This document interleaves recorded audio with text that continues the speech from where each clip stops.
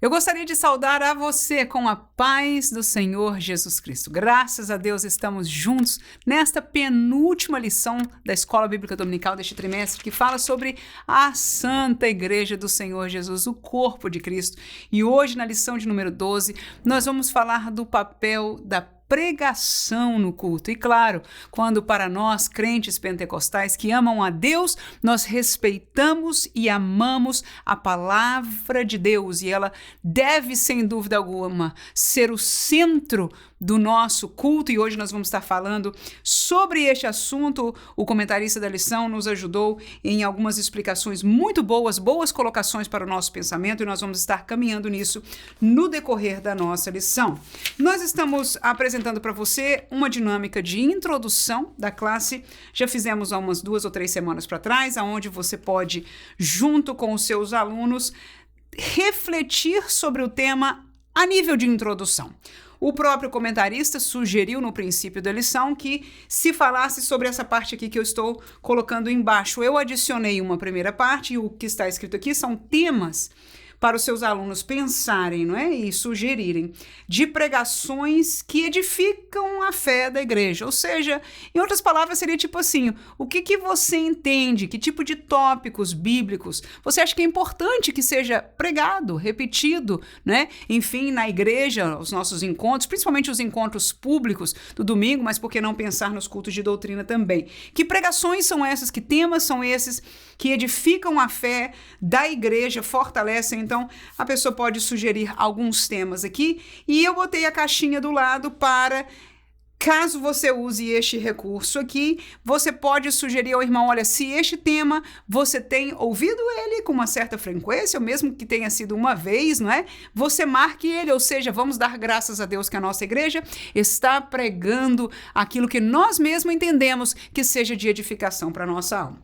A segunda parte diz temas de pregações que nos conectam as coisas do mundo. Da mesma maneira, nós até colocamos 2 gráficos aqui que nos podem inspirar um pouquinho alguns destes temas, e as pessoas podem procurar em sua mente. Na verdade, foi essa a sugestão do comentarista, e ele usou algumas palavras diferentes da minha, e eu gostaria de fazer um comentário muito breve aqui, mas que eu achei muito interessante. A terceira parte da sugestão aqui, que diz sugestão de método, ele diz o seguinte: ao iniciar o terceiro tópico, peça aos alunos exemplos de pregações que não sejam cristocêntricas nem bíblicas. Ora, pregações não cristocêntricas, com certeza, ao você usar essa dinâmica, elas apareceriam. No entanto, quando você fala de pregações não bíblicas, isso pode ser um pouco difícil de se encontrar, principalmente pessoas que não têm essa perspicácia. Por que eu digo isso? Porque muitos desses que manipulam, que, enfim, pregam coisas que na verdade não são cristocêntricas e em verdade não são bíblicas em sua essência, usam textos bíblicos. Porque a Bíblia tem colocações, tem versículos, tem texto que pode ser usado para as mais diversas áreas da nossa vida.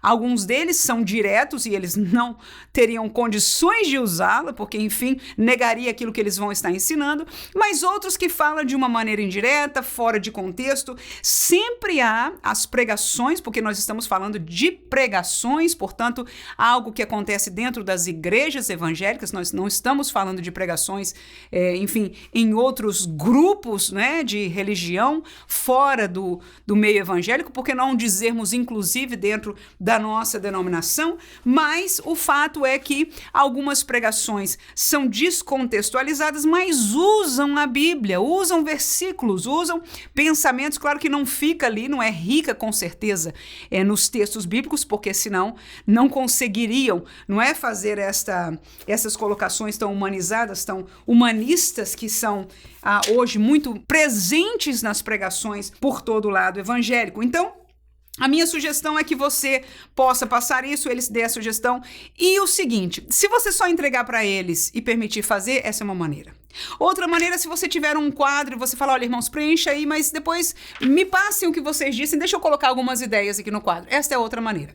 Caso você faça, eu também tenho a minha sugestão de que você não seja crítico. Esta não é o tipo de dinâmica para dizer sim ou não tá certo e errado. Enfim, é somente para que as pessoas estejam pensando. Se for uma coisa muito forte, você pode questioná-lo. Será mesmo, irmão, que isso é uma coisa que edifica a nossa fé, traz mesmo para os valores bíblicos e deixa a nível de questionamento. Se a pessoa falar é mesmo, deixa por ali e vamos ensinar a palavra de Deus. Logo depois que nós fizemos a dinâmica, eu espero que nada disso aconteça, que seja uma coisa, enfim, bem leve para nós e fique à vontade. Eu já falei aqui na classe passada que não faço as mesmas dinâmicas pessoalmente todas as classes. Portanto, há 3 domingos que eu estou colocando para você à sua disposição dinâmicas que são bem semelhantes e são para a introdução.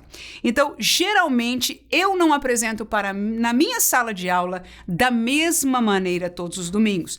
Neste caso, confesso a você, o que eu vou fazer é que eu não vou usar assim. Se você é a primeira vez, acabou de chegar no canal, bem-vindo, por acaso, bem-vindo a você a primeira vez. Aqui é a professora Manuela Barros, gravando desde os nossos estúdios do Simple Pentecostal na Flórida, nos Estados Unidos, compartilhando com você o nosso comentário sobre esta aula. Se é a primeira vez, use mesmo, é para você, está disponibilizado na descrição do vídeo e também o roteiro do nosso estudo, que nós já vamos começar, está disponível para você também. Fique à vontade de usar, é uma dinâmica boa, mas vou falando com você aqui de professor para professor. Essas dicas e muito mais profundas, inclusive, nós temos trabalhado com os professores a cada sábado, ao vivo, aqui no YouTube, neste canal, 9 horas da noite, 21 horas, horário de Brasília, é o horário que nós estaremos ao vivo e você pode ali estar comigo e a gente sempre traz um assunto muito dinâmico, muito importante para os professores. De qualquer maneira, eu não vou usar assim, o que eu vou fazer é a sugestão do próprio comentarista, eu vou perguntar se eles têm visto, ouvido, enfim, temas que até aparentam ser bons, positivos para nós como crentes, mas que na verdade estão errando o alvo, não estão verdadeiramente nos fincando, nos enraizando nas verdades bíblicas e do evangelho que nós abraçamos. Amém? Tendo dito isso, eu convido você então a baixar ou apreciar o nosso roteiro de estudo que nós sempre fazemos com base na lição proposta. Desta feita, o título da nossa lição, mais uma vez, é o papel da pregação no culto. Geralmente é a pregação, e eu gostei muito dessa colocação do pastor José Gonçalves, ele colocou o ministério da palavra. Não é só ministro da palavra quem prega na igreja, mas em sua maioria, sim. Graças a Deus. Nós, que somos professores e não somos ministros do evangelho, nós participamos na área da educação, não é? No ensino. Eu gosto sempre de ver o professor de escola dominical um ativo discipulador. E eu me sinto muito honrada por isso. Eu acho que é uma posição extremamente honrosa trabalhar no discipulado de outros crentes. Primeiro, porque você tem que ser alguém que ele possa olhar para você, para a sua fé, para a sua caminhada, aleluia, mas você também vai poder orientar biblicamente e da sua própria caminhada com Deus. Sendo assim, nós vamos ao nosso roteiro. O papel da pregação no culto dividimos em 3 subtópicos. Primeiro, o propósito da pregação. Segundo, a importância da pregação. E terceiro, o fundamento da pregação. E você vai ver que isso está bem encaminhado com a nossa lição. Primeiro tópico, o propósito da pregação, nós colocamos 3. Primeiro, proclamar o evangelho, que é o caminho da salvação. Segundo, ensinar sobre Deus, seria a base teórica do conhecimento bíblico. E terceiro, discipular os salvos em Cristo. E quando falamos disso, estamos falando da vivência prática. Pois bem, a pregação na igreja é aquele momento que nós cantamos, adoramos a Deus, ouvimos um testemunho, o coral adorou, nós ofertamos e agora o culto se silencia. Deus queira que as crianças vão para o cultinho deles. Glória a Deus, eu tenho filho pequeno, isso para mim é muito importante. Mas enfim, estando ou não conosco, chegou a hora que a palavra de Deus vai ser falada. Então a primeira coisa que me vem ao coração é nós ensinarmos e vivermos a realidade da pregação como sendo a hora de Deus falar por sua palavra. Claro que num culto, desde o seu princípio até aqui, muito provavelmente você já ouviu Deus falar ao seu coração. Enquanto você prestava adoração, o Espírito Santo, através dos hinos, muitas vezes ministra, fala ao seu coração diretamente. Enquanto você orou, enquanto você intercedeu, enquanto a leitura oficial da palavra foi feita, enfim, enquanto alguém testemunhou, enquanto alguém cantou, você pode ter ouvido a voz de Deus. Mas agora é formal. E a Bíblia ensina que esta exposição da palavra seja o centro, seja a parte principal do culto do seu povo a Deus. Então, o primeiro tipo de pregação que nós podemos ouvir na igreja de Deus, aleluia, e que é importantíssima, fundamental, é a pregação do evangelho. Nós conhecemos bem Marcos capítulo 16, versículo 15, diz o Senhor: ide por todo o mundo, pregai o evangelho a toda criatura. E se nós temos que pregar a toda criatura além mar, muito mais temos que pregar aonde nós estamos. A igreja é o lugar onde as pessoas que entrem devam conhecer o caminho da salvação. Por mais que nós queiramos muitas vezes ouvir coisas interessantes e diferentes, que nós como crente possamos vibrar, aleluia, cada vez que na casa de Deus seja pregada a porta, Jesus como a porta, o caminho da salvação. Por quê? Porque as almas que estão perdidas precisam, e esta pregação não deve nunca sair, aleluia, de cada uma de nossas igrejas. O segundo versículo que eu proponho foi o que Jesus fez, e nele, na verdade, você vai encontrar 3 coisas que Jesus faz. Diz o seguinte, Mateus 4:23, percorria Jesus toda a Galileia. Primeira coisa que ele fazia, ensinando na sua sinagoga. Segunda coisa, pregando o evangelho do reino. E terceiro, curando todas as enfermidades e moléstias do povo. Mas dentro aquilo que Jesus viajava, ou seja, no seu ministério, parte do ministério era pregar o evangelho, anunciar o caminho da salvação, que o povo se arrependesse do pecado, do caminho que estavam, e olhassem e viessem, crescem no caminho de Deus e entrassem por este caminho, falando assim do evangelho. A segunda coisa que nós devemos pregar ou ouvir pregações sobre ela deve ser pregado em nossos púlpitos, aleluia, e deve ser alegria para nós como crentes, é o ensino sobre Deus. Eu coloquei aí a base teórica. Ora, a Bíblia Sagrada, ela é rica em entendimento sobre Deus. Na verdade, não se conhece sobre Deus em nenhum lugar fora da Bíblia. Alguém pode dizer, irmã, mas Deus se revelou a algum assim, ou seja, alguém ouviu desta maneira? Se estiver esta revelação contrária à revelação bíblica, eu questionaria se foi de Deus.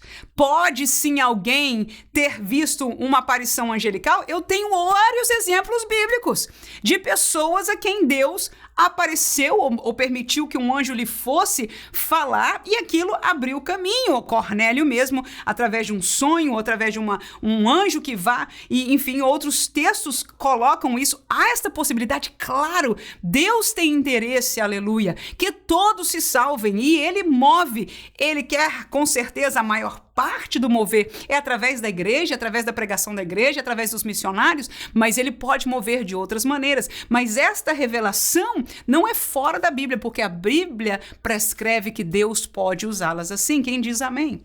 Então eu aprendo na Bíblia tudo sobre Deus, e é o que Ele, Deus, escute por favor, quis revelar para nós. Ele revelou através das Sagradas Escrituras. Por isso eu digo, é a única fonte de conhecer a Deus. E o interessante é que Deus permitiu que grande parte deste conhecimento viesse através de histórias, de um lidar dele com famílias, com a nação de Israel. E ao observarmos a história, quando nós vivemos com realidade de Deus convivendo, respondendo à ação do homem, pela sua reação, pelo seu ensino, nós vamos conhecendo quem ele é. Porque nós conhecemos o que é uma pessoa, quem é uma pessoa, por aquilo que ela diz que é, essa é a primeira, mas pelas suas reações. por aquilo que ela faz. E é assim que Deus se faz conhecido. Aleluia! Enquanto nós vamos encontrar na Bíblia versículos teóricos que diz Deus é amor, nós vamos ver o amor de Deus em ação inúmeras vezes na sua palavra. Deu para entender? Então, essa é a explicação prática do que a Bíblia tem. Tem muitas colocações teóricas, por exemplo, essa tão simples que eu acabo de propor em 1 João, tem este texto, Deus é amor. Né? Então existem outras colocações na Bíblia que explicam, que falam, que teorizam acerca de Deus, acerca do plano salvífico de Deus. No entanto, a história e as histórias provam, mostram, evidenciam, aprofundam o conhecimento daquele que está buscando a Deus pelas Escrituras e aquilo que Deus quis revelar para nós. Quem pode dizer amém? Atos capítulo 17, versículo 22 a 25, estando Paulo no meio do Areópago, disse: varões atenienses, em tudo vos vejo um tanto supersticiosos, porque, passando eu e vendo vossos santuários, achei também um altar que estava escrito ao Deus desconhecido. Esse, pois, que vós honrais, não o conhecendo, é o que eu vos anuncio. Agora você vai ver, parênteses aqui, que Paulo vai explicar, teorizar, ensinar sobre Deus. Veja aí, o Deus que fez o mundo e tudo que nele há, sendo o Senhor do céu e da terra, não habita em templos feitos por mão de homens, nem tampouco é servido por mãos de homens como que tendo necessidade de alguma coisa, pois ele mesmo é quem dá a todos a vida, a respiração e todas as coisas. E claro que o texto segue e ele apresenta a este Deus, mas veja que somente nestes 2 versículos, primeiro, ele já apresenta o Deus que criou tudo, o Deus que dá respiração ao ser humano e que por isso não pode ter aparência humana ou ser feito de madeira ou de ouro e nem pode habitar naquele templo, porque ele é maior do que toda a criação. Então, este ensino teórico abriu os olhos das pessoas e a palavra de Deus, o ensino nos púlpitos, aleluia, nos nossas pregações, nós devemos ouvir, aprender sobre Deus, aquilo que Ele é. É importante nós conhecermos sobre a pessoa de Deus, aleluia, seja na pessoa de Deus Pai, como foi revelado, seja na pessoa do Deus Filho, como foi revelado, seja a pessoa do Deus Espírito Santo, como foi revelado. Há muita teoria, se eu pudesse dizer, mas aprendizado para nós, disposto por esta palavra, que através da pregação nós devemos aprender. E veja que essa pregação aí, por acaso, foi uma pregação até evangelística, não foi para crente, foi para pessoas que, como diz Paulo, eram supersticiosas, foi para pessoas que, como diz Paulo, eu entrei no vosso templo e tinha um monte de deuses, mas eu achei um altar interessante, de um Deus que eu vou te apresentar, porque vocês disseram lá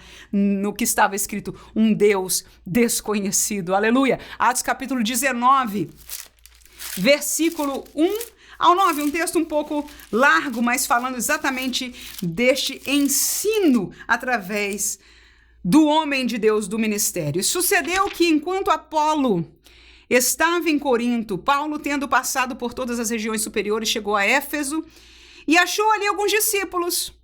E olha o que o Paulo disse, perguntou: recebeste vós já o Espírito Santo quando crestes? E eles disseram, nós nem ainda ouvimos que haja Espírito Santo. Tá faltando o quê, irmão? Que alguém ensinasse sobre a doutrina do Espírito Santo que já tinha sido derramado. Sigo aí, versículo 3 em diante. Perguntou-lhe então, em quem sois batizados? Então eles disseram, batizo João. Paulo disse, certamente João batizou com o batismo do arrependimento, dizendo ao povo que cresce no que após ele havia de vir, isto é, Jesus Cristo. E os que ouviram ali foram batizados em nome de Jesus Cristo. E impondo-lhes Paulo as mãos, veio sobre eles o Espírito Santo, e falavam em línguas e profetizavam. Veja, eles aprenderam sobre o Espírito Santo, receberam a oração, receberam ali o batismo, 7 ainda. E estes eram ao todo uns 12 varões, e entrando na sinagoga falou dadamente por espaço de 3 meses, disputando, 3 meses, Paulo, cada semana, disputando e persuadindo-os acerca do reino de Deus. Então, você vê que ele ensinou aqueles primeiros discípulos acerca de algo teológico, bíblico, que eles desconheciam, mas que já tinha sido revelado. Eles já vivenciaram desde Atos capítulo 2. Toda a igreja devia estar usufruindo da dádiva de Deus, que foi um presente de Deus para a igreja. Aleluia! Paulo chega ali e diz, não pode ficar sem ensino, tem que aprender sobre o Espírito Santo. Aleluia, tenho que orar, receberam o Espírito Santo. E depois Paulo ficou 3 meses ali, o quê? Ensinando, irmãos. Persuadindo acerca do reino de Deus, disputando sobre o conhecimento religioso, ensinando a teoria, aleluia, daquilo que Deus revelou. Terceiro lugar, a pregação deve discipular os salvos em Cristo. Ou seja, falar da vivência prática da palavra. Aleluia. Não é por ser prático que deve ser mundano, não.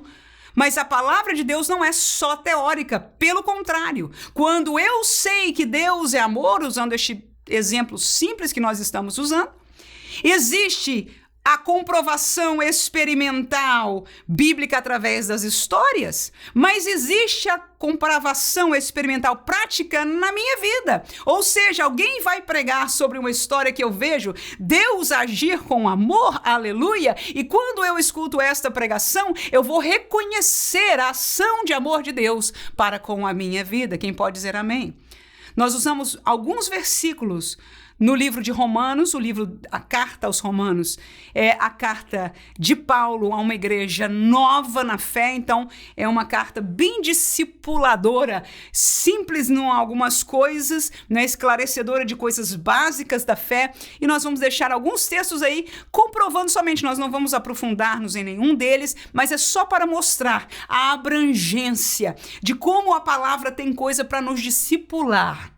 Falar sobre a prática da vida cristã em todas as áreas da vida. Romanos 8,13. Porque se viverdes segundo a carne, morrereis.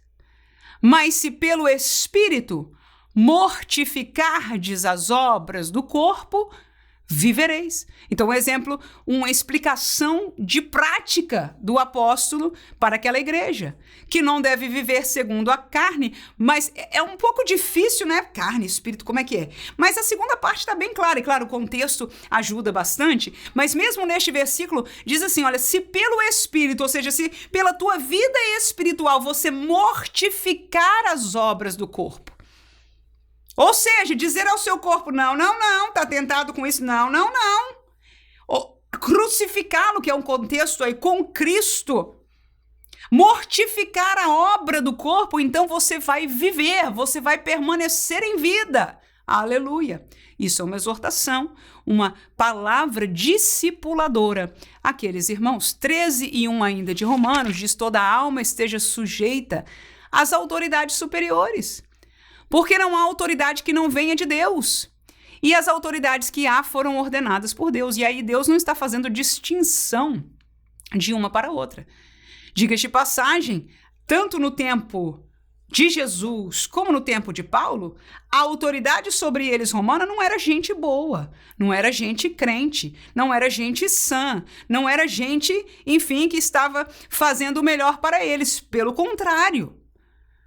No entanto, este texto e a palavra de Deus nos ensina como crentes, como nos portar. Disse Jesus, dai ao César o que é de César e dai a Deus o que é de Deus. Então, neste contexto, a Bíblia tem ensino para as nossas vidas, para a prática da nossa vida. O que eu devo fazer? Jesus se negou a dar imposto? Se levantou contra as autoridades? Não. Ele diz, meu assunto não é com este mundo. E aos crentes, diz Paulo, sejam sujeitas às autoridades, porque tem permissão de Deus. Não é que ele seja de Deus. Não é que ele seja de Deus ou ela seja de Deus. Mas a permissão de Deus em nosso lugar é ser submissos às autoridades. Capítulo 13 ainda de Romanos, versículo 8-10 diz, a ninguém devais coisa alguma, a não ser o amor com que vos ameis uns aos outros. Porque quem ama os outros cumpriu a lei. Com efeito, não adulterarás, não matarás, não furtarás, não darás falso testemunho, não cobiçarás. Se há algum outro mandamento, tudo nesta palavra se resume no quê? Amarás ao teu próximo como a ti mesmo. O amor não faz mal ao próximo, de sorte que o cumprimento da lei é o amor, discipulando os crentes. Alguns crentes que, inclusive, ali vieram do judaísmo, portanto, conheciam a lei de Deus, conheciam os mandamentos, e ele citou alguns mandamentos que diz, olha, tá vendo esses mandamentos aqui? Tudo isso está atado. É na prática, a vivência é considerar os outros, amar os outros como a você mesmo, é querer para os outros o que você quer para você. Aleluia! Então, isso é o quê? A palavra discipulando. E na pregação, aleluia, seja ela do domingo, seja ela do culto de doutrina, e nós queremos e precisamos ouvir a pregação bíblica na igreja do Senhor Jesus, e precisamos orar pelos servos de Deus, os ministros da palavra de Deus, que tenham ousadia ainda em dia como hoje, para ensinar essas coisas e discipular o povo no caminho de Deus. É triste que muitos não estão, e nós já estamos... Muitos de nós dizendo, Deus da glória, isso, irmã, não tem mais, não é mais assim. E já estamos, né, não vale nem a pena. Mas nós precisamos ainda, não só nós, naquilo que Deus colocou nas nossas mãos para fazer, ensinar a verdade, mas orar. Clamar ao Senhor da seara, que fortaleça os obreiros, que envie obreiros para que haja palavra de Deus e ensino na sua igreja. Romanos 14:13, o texto diz assim que não julguemos mais uns aos outros. Antes seja o vosso propósito não pôr tropeço ou escândalo ao irmão. Tá aí, coisa da vida prática. Não vamos falar, o contexto ajuda bastante, mas com isso eu quero mostrar vários textos aí em Romanos de Paulo a esta igreja nova, ensinando o dia a dia da palavra de Deus, da vida cristã. Glória a Deus. Romanos 15, 1 e 2, a nível de exemplo. Mas nós que somos fortes, diz Paulo, devemos suportar as fraquezas dos fracos e não agradar a nós mesmos.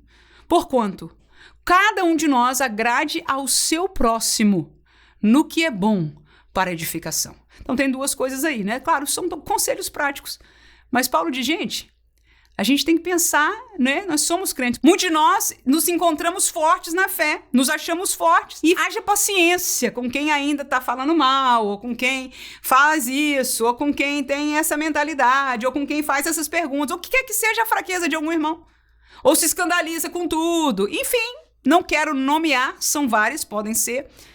E Paulo diz, olha, se somos fortes, a gente tem que suportar a fraqueza dos fracos e não agradar a nós. Porque para agradar a nós mesmos, a gente diz, pelo amor de Deus, irmã, cala a boca. Ou a gente sai de perto. Ou vamos expor. Não, temos que suportá-los e amá-los. E diz assim que nós devemos agradar, inclusive, a eles, mas no que é para edificação. Esse agradar não é passar a mão sobre o pecado de ninguém. Não é dizer, tá tudo certo para poder passar para diante. Agradou com um sorriso, você continua na sua e eu continuo na minha, não. Nós queremos agradar para a edificação, aleluia.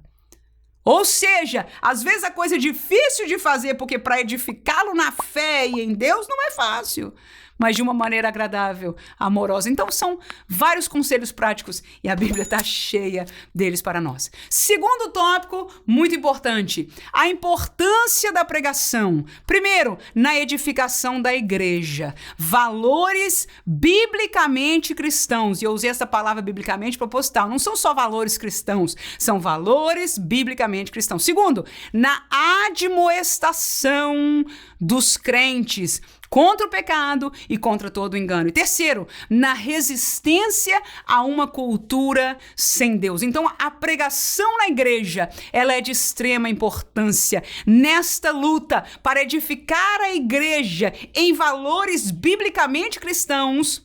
Aleluia! É necessário coragem, é importante. Porque os valores culturais afloram. Eles são quase impostos sobre nós.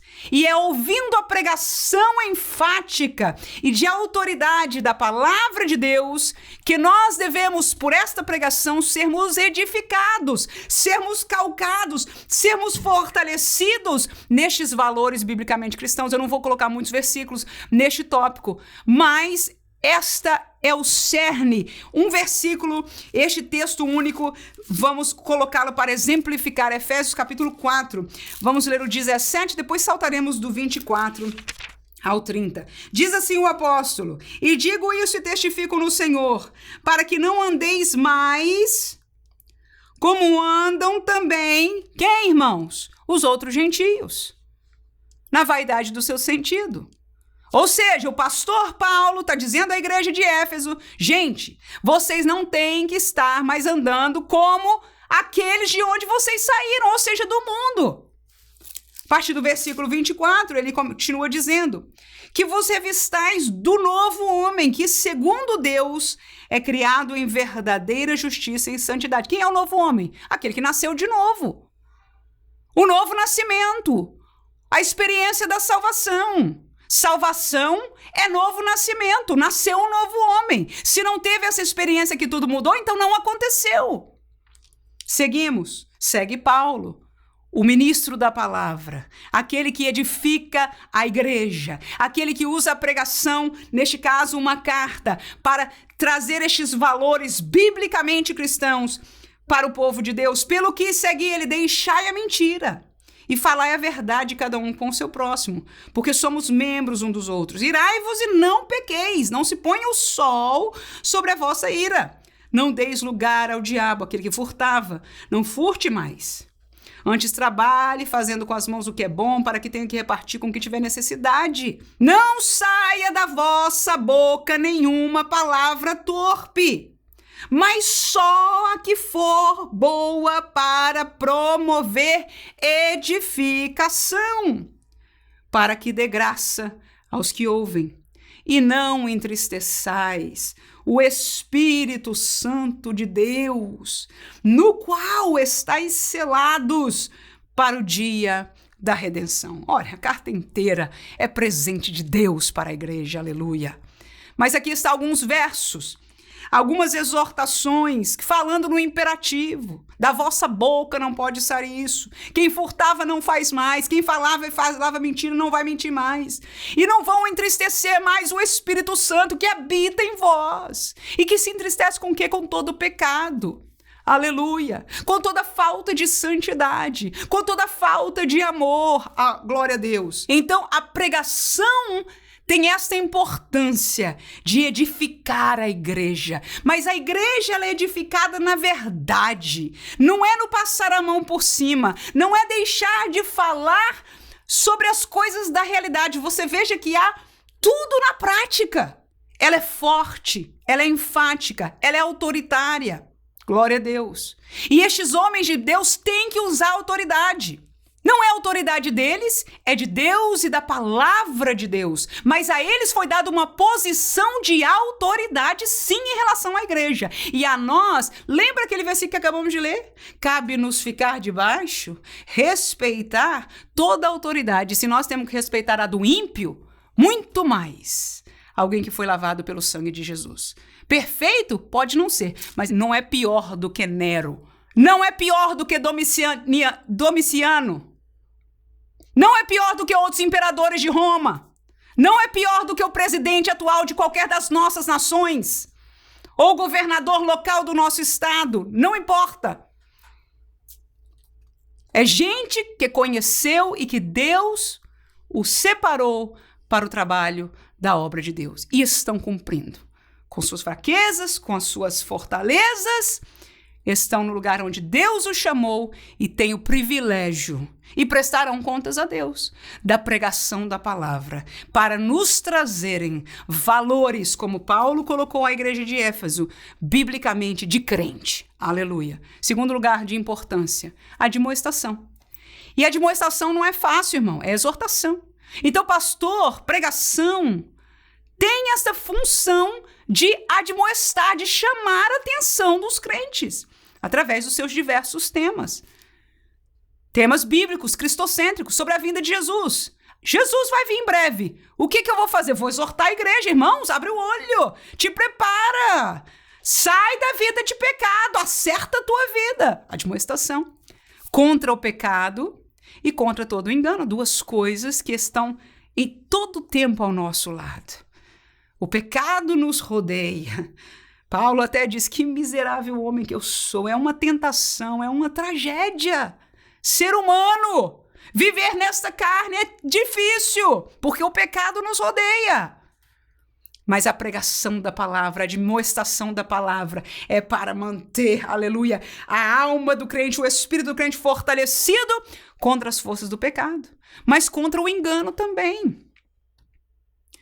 Desde aquele tempo havia quem se levantava com outras doutrinas, com coisa nova, com coisa interessante, com coisa legal. Não, vem ser crente aqui, porque olha aqui, isso aqui é o que é ser crente, diferente da doutrina santa das Escrituras Sagradas.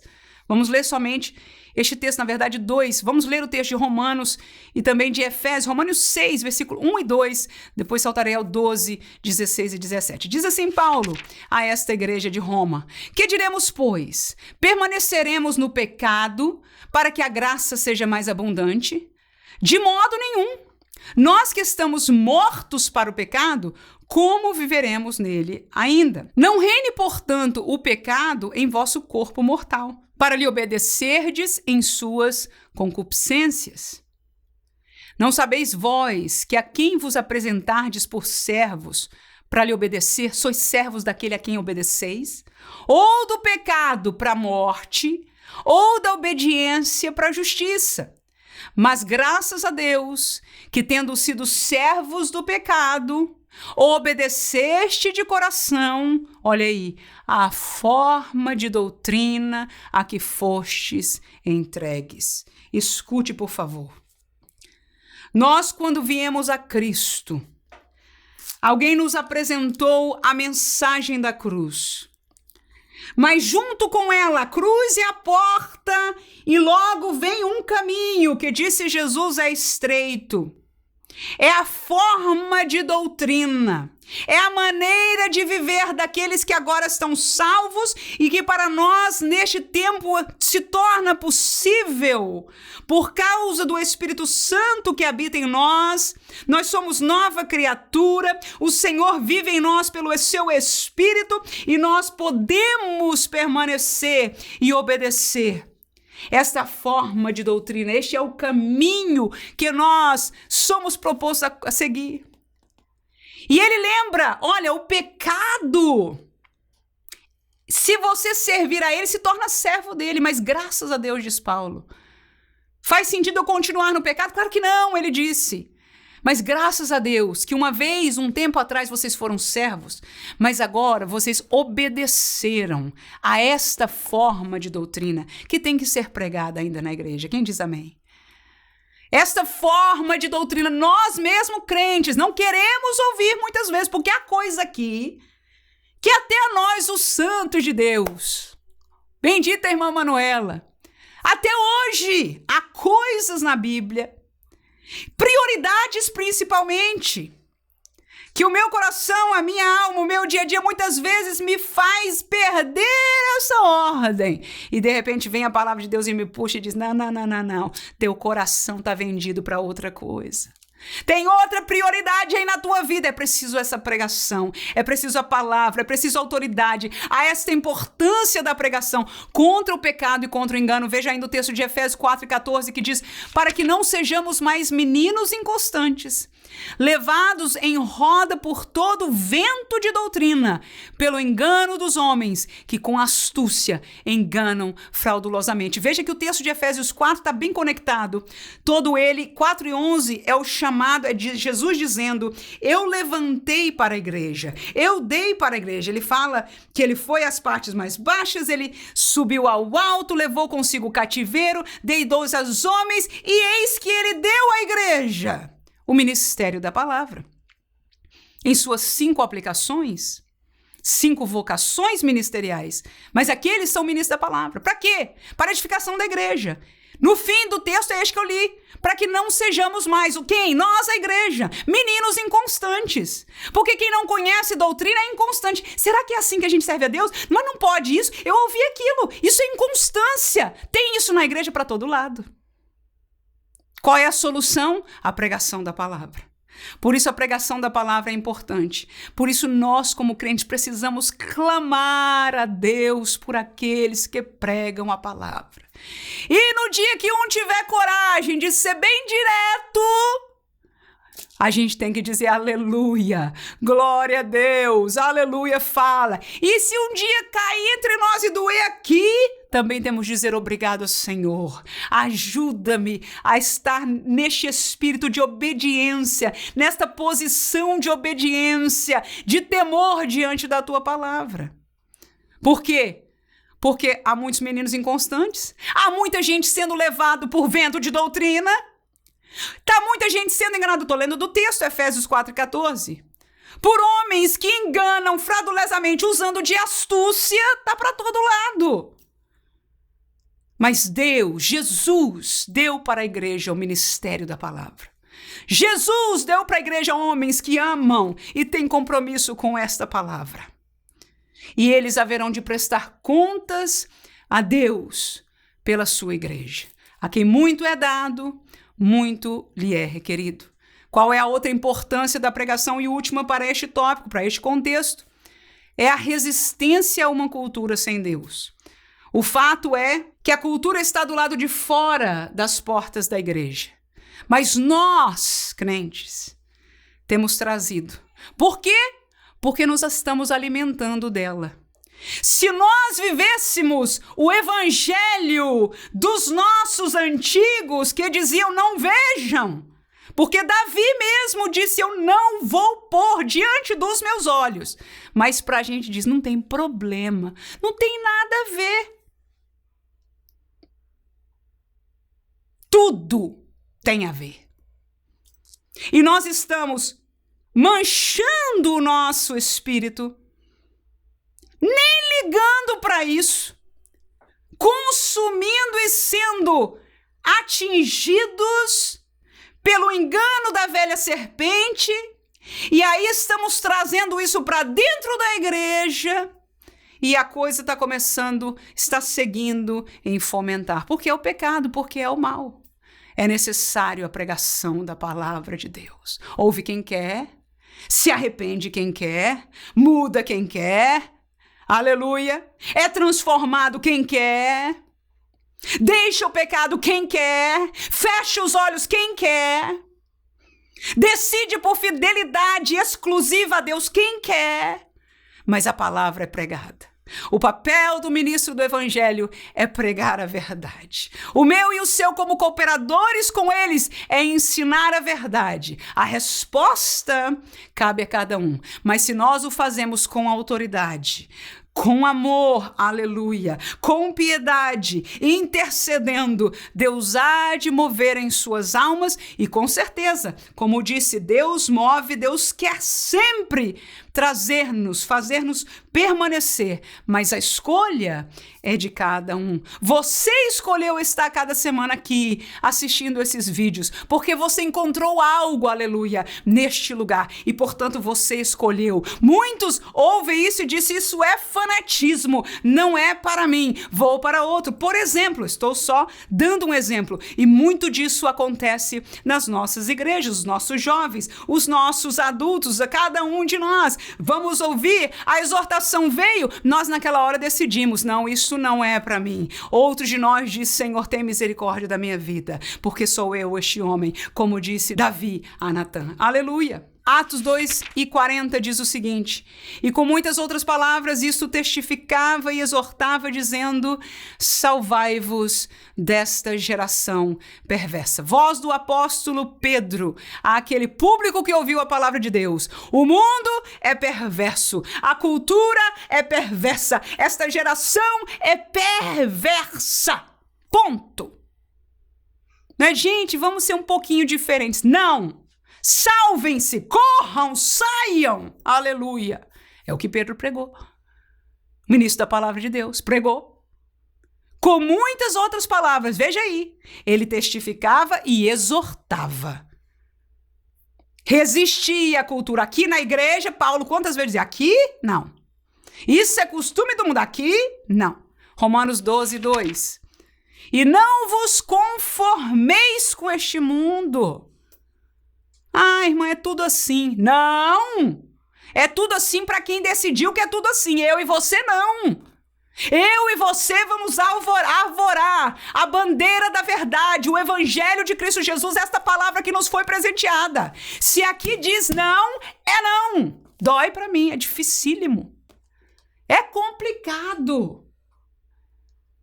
Mas a palavra diz, não conformem com o mundo, mas transformem pela renovação.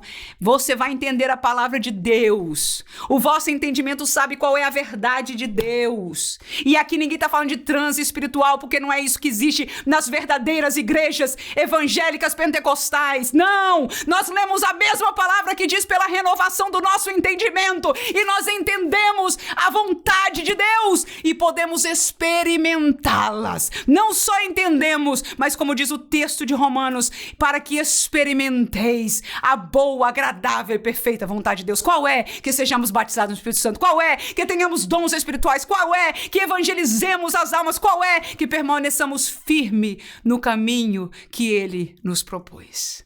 E a pregação de Paulo aí a Romanos é essa. Não vos conforme, irmãos, com o mundo. Então, se ainda tem pastor falando isso, irmão, dá glória a Deus. Aleluia. E se tem pastor que não está falando, ore por ele, aleluias. Glória a Deus. Tiago 4:4, versículo forte. Tiago falando à igreja, adúlteros, adúlteras, vocês por acaso não sabem que a amizade do mundo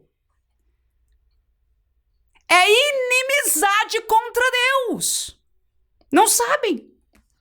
E ele ainda põe agora direto. Fez a pergunta, chacoalhou e agora diz claramente para quem quiser ouvir. Portanto, qualquer que quiser ser amigo do mundo, constitui-se inimigo de Deus. Palavra de Deus. Eu quero falar isso? Não.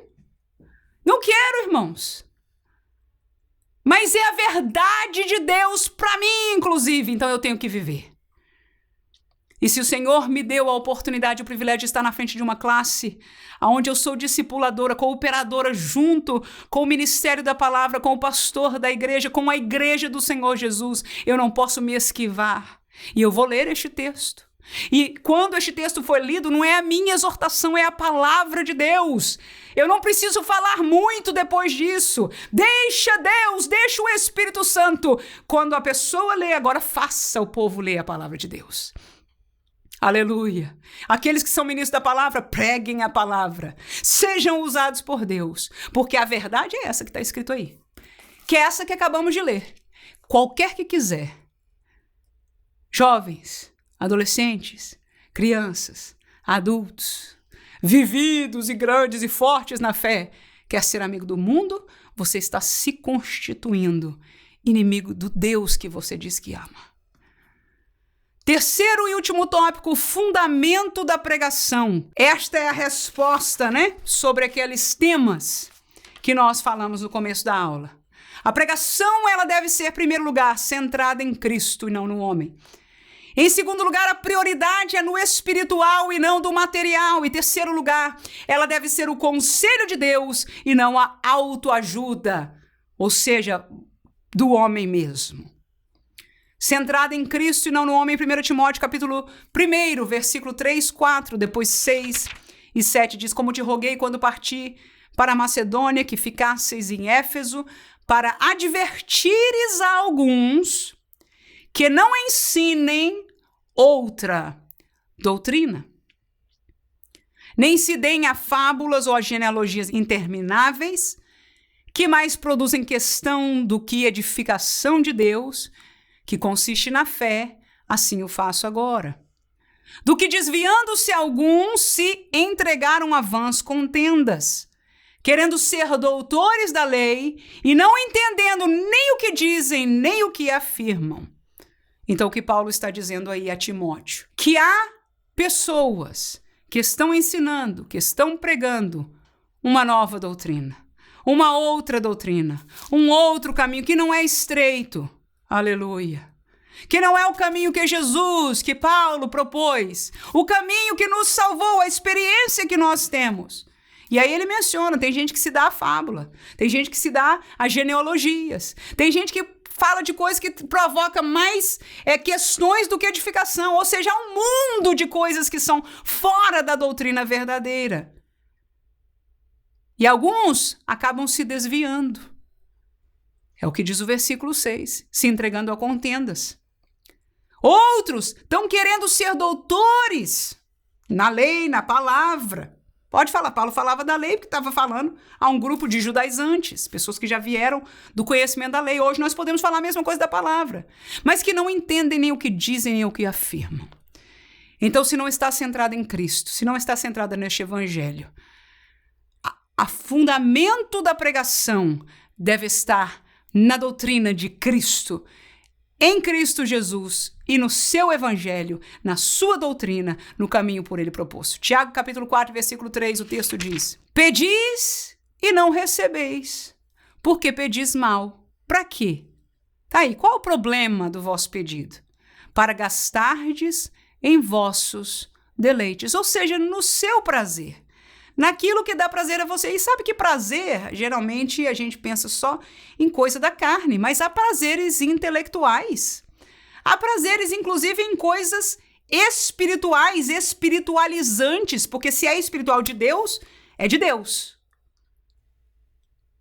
Mas há muitas práticas espiritualistas hoje no mercado, mais ocultista do que evangelho, mas está entrando na igreja, que causa deleite para essas pessoas.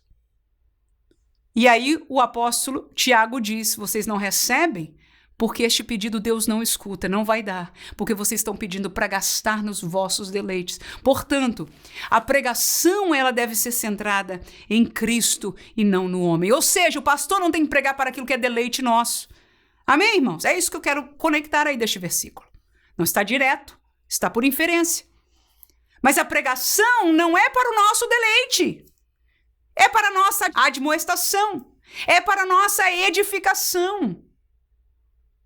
É para o nosso crescimento na fé, para a nossa permanência no caminho, para nós sairmos do pecado, do erro, do engano. Então ela deve ser centrada em Cristo e não no homem. O pastor ganha muito crédito, ganha muitos aplausos por pregações maravilhosas, que nos enchem o ego, que nos ajudam, que se apiedam de nós. A cura da alma. Nós temos 20 anos, pelo menos, que este tema está por aí dizendo, olha, o problema dos crentes é que precisam curar as almas. Cura da alma. Tem 20 anos que os pastores, preletores, todo mundo está pregando sobre cura da alma. E eu me pergunto, 20 anos depois, por que as almas não estão curadas? Você já parou para pensar isso? Até hoje está pregando do mesmo jeito para curar da alma, porque está todo mundo ruim do mesmo jeito. Irmãos, eu acho que alguma coisa está errada nessa mensagem. Quem pode dizer amém? Se pregasse a Jesus, e o poder de Jesus, e o sangue de Jesus, e a saída do pecado, e o lugar de Deus na nossa vida, se voltássemos a nos deleitar nas Escrituras, e termos tempo com Deus na nossa casa, a termos pregações diretas, aleluia, usadas por Deus nos nossos púlpitos, não centrada no homem, na cura das almas, mas na adoração e no conhecimento e na exaltação de Deus como Deus em nossa vida, as almas estariam curadas. Aleluia! Porque o poder sanador é no sangue de Cristo Jesus. Aleluia! Segunda coisa, a prioridade da pregação é espiritual e não material. 1 Timóteo capítulo 6, 7 a 10 diz, porque nada trouxemos para este mundo e manifesto é que nada vamos levar dele. Tendo, porém, sustento com que nos cobrirmos, estejamos com isso contentes. Quem é que está? Nem pensar. Crente hoje não fica contente só com sustento, mas não tem crente. Não tem crente. Mas é o que a Bíblia nos ensina. E agora? Qual é a minha decisão, dona Manuela? Continua Paulo falando a Timóteo. Mas os que querem ser ricos, quem é o crente que não está na fila? Tem pregador, tem palestra, tem tudo, e tá gente atrás, aleluia, dizendo, vamos que isso é de Deus. Mas a palavra, e é por isso que eu pergunto, que Bíblia essas pessoas têm? Porque a minha Bíblia diz, os que querem ser ricos caem em tentação e em laço, e muitas concupiscências loucas e nocivas, que submergem os homens na perdição e na ruína. Só tem palavra ruim aí. Só tem palavra ruim. Nenhuma dizendo que salva a gente um pouquinho. Não tem. Mas eu e você, caramba, pouquinho de riqueza, né, Jesus? O Evangelho de Cristo. Ele disse, se você tiver o que comer, se você tiver um teto sobre a sua cabeça, se você tiver o que vestir, esteja com isso contente. Eita, puxão de orelha. A palavra sozinha. Versículo 10 ainda diz, porque o amor do dinheiro é a raiz de toda espécie de males. E nessa cobiça, alguns se desviaram da fé e se traspassaram a si mesmos com muitas dores. A gente pensa que esses estão nos prazeres, mas na verdade estão sofrendo dores. Do 17 ao 19, principalmente a maior, porque perderam a fé. Do mesmo capítulo. Manda os ricos deste mundo que não sejam altivos, nem ponham a esperança na incerteza das riquezas. Ele falou para os crentes, não queira, não anelem, não vão atrás, não caiam. Mas agora ele diz a quem é rico já, que não ponha a sua esperança na incerteza. Ele diz, não, isso aqui é seguro, estabilidade por toda a minha vida, pois a minha palavra, que não é minha, a palavra de Deus que eu tenho na minha mão, chama a incerteza das riquezas, porque esta é a verdade, e nós brevemente vamos viver isso e ver isso com os nossos olhos. Aleluia. Que não ponha a esperança nelas, mas em Deus, que abundantemente nos dá todas as coisas para dela gozarmos. Que façam o bem, que enriqueçam em boas obras, que repartam de boa mente, que sejam comunicáveis. É Deus que nos dá abundantemente as coisas para a gente viver. Tem gente que tem muito e não vive. Deus nos dá o que nós precisamos e vamos ser agradecidos, vamos ter o coração, vamos entender a provisão de Deus, mesmo no aperto, para vivermos, para aproveitar aquele piquenique com pouquinha coisa, aquele tempo, aquela comida com a família, tão simples aquele alimento, mas que Deus nos deu, aleluia. E se Ele der abundância, graças a Deus, mas aquilo que Ele der, aleluia, é a sua provisão para as nossas vidas. João capítulo 18, versículo 36, o texto diz, respondeu Jesus, o meu reino não é deste mundo. Se o meu reino fosse deste mundo, lutariam os meus servos para que eu não fosse entregue aos judeus. Mas agora, o meu reino não é daqui. E é de onde, irmão? É um reino espiritual. É um reino de coisas celestiais. Não é daqui das coisas materiais e da terra. Então, o fundamento da pregação é a prioridade nas coisas espirituais do reino de Deus. E não do material. Será que nós escutamos isso de Jesus? Glória seja dada ao seu nome. Por último, a pregação, o fundamento dela é o conselho de Deus. É por isso que o homem de Deus tem que buscar ao Senhor. O que a tua igreja precisa, Senhor? Eu não sei o que meus irmãos estão vivendo. Eu não sei a realidade de cada um. Mas instrui-me, Senhor, pelo teu Espírito. E o conselho de Deus é aquele que deve ser trazido na pregação. E não a autoajuda. Tem muitos gurus, pastores, preletores, que estão crescendo em conhecimento social, enfim, da dinâmica do ser humano, de psicologia, tantos conhecimentos em psicologia humana. E nós deixamos o conselho de Deus. Estudamos este capítulo, este livro, aquele pensador, mas já não estamos mais de joelho para perguntar, Senhor, que palavra? E por causa disso, o cerne da mensagem é no pensamento do pensador, é na psicologia e não nas escrituras sagradas. Mas o fundamento da pregação dos ministros da palavra, aleluia, que sejam sempre, que a nossa oração seja junto a eles, para que seja o conselho de Deus. Atos capítulo 20. Versículo 25 a 30 disse, e agora na verdade sei que todos vós, por quem passei pregando o reino de Deus, não vereis mais o meu rosto. É Paulo se despedindo. Portanto, no dia de hoje, vos protesto que estou limpo do sangue de todos. Por quê? Porque nunca deixei de vos anunciar todo o conselho de quem? O meu conselho para vocês? Não. Todo o conselho de Deus. Agora ele vira para os anciãos, para os ministros, para os pastores e diz: olhai por vós e por todo o rebanho sobre o que o Espírito Santo vos constituiu por bispos, para apacentardes a igreja de Deus. Aleluia, o conselho de Deus, através dos bispos, dos pastores para a igreja de Deus, que ele resgatou com o seu próprio sangue.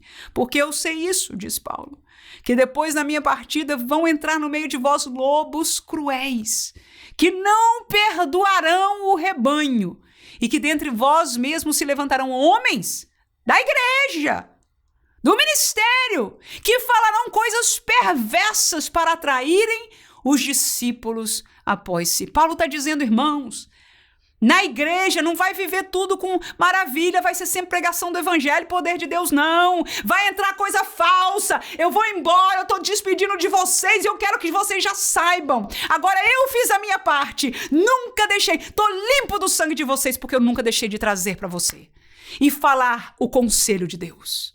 Ele diz, agora olhem.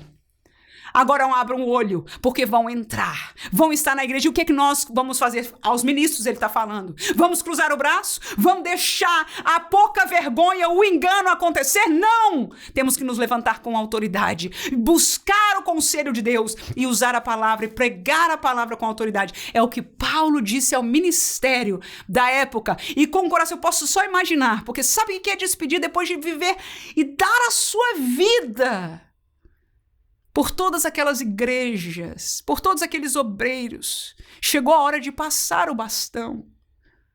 E ele sabia, porque Deus lhe revelava claramente que a luta ia ser renhida.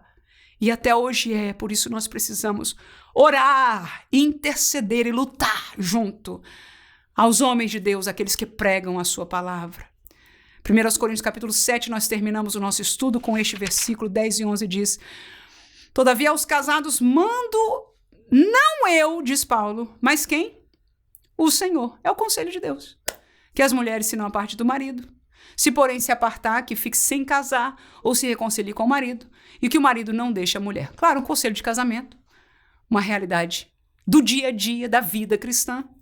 Mas o que eu quero mostrar aí é que Paulo diz claramente, essa palavra não é minha opinião, não é meu aconselhamento pastoral, não é aquilo que eu li nos livros de psicologia ou de aconselhamento que funciona. Não. É a ordem de Deus. Deus mandou que fosse assim. Aleluia. Que Deus nos guarde de ouvirmos pregação ainda hoje. Que o servo de Deus, diante da igreja de Deus, possa dizer assim, diz o Senhor, sendo fiel à sua palavra. Que Deus abençoe você como cooperador, na escola dominical, discipulador, compartilhando esta lição e trazendo os seus alunos a serem intercessores pelos seus pastores, para que a palavra de Deus seja pregada. E você que possa ter uma chamada de Deus, Deus vai te preparar, vai te dar esta ousadia. E é você quem vai ser um dia aquele que vai estar pregando. Que Deus te ajude, que Deus te levante, que Deus te guarde, que Deus te prepare, que você possa ser fiel, porque há necessidade de outros que sigam esta obra, pregando a palavra de Deus. E o lugar da pregação no culto, nós aprendemos hoje que importância é vital. Por isso, muitos hoje estão num evangelho aguado, diluído, que na verdade já é outro caminho. Que Deus nos guarde, a nossa igreja local de cada um de nós, em nome de Jesus. Amém.